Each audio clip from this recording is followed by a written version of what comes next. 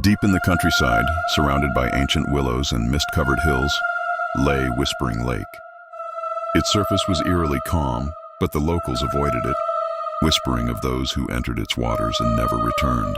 Yet curiosity got the better of Eliza, a young traveler who arrived seeking adventure. Under the pale glow of the full moon, Eliza stood by the lake, its glassy surface reflecting the stars above. The air was cold, unnaturally so, and the silence felt oppressive. As she leaned closer, her own reflection stared back at her, until it didn't. The face in the water began to change.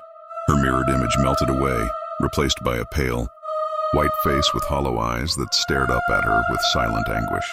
Eliza gasped, stumbling backward, but the face didn't vanish. It grew clearer, pressing against the surface as though trying to rise from the depths. She tried to convince herself it was a trick of the light, but then she saw it, a hand, skeletal and wrapped in strands of green algae, breaking through the still water. It clawed upward, its fingers trembling, reaching toward her. Before she could react, another hand appeared and another, until a dozen grasping wet hands were pulling at the air, trying to find something, someone to pull back under. Panicking, Eliza turned to run but froze at the sound of soft, watery whispers behind her. "Stay with us," the voices crooned, barely audible over the gentle ripples of the lake. She turned back and saw figures emerging from the water. Their forms were faint, translucent, yet undeniably human.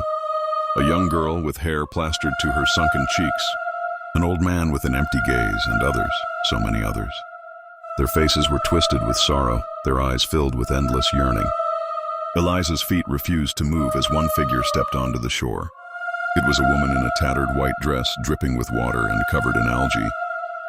Her mouth curled into a chilling smile, revealing teeth that seemed sharper than they should be.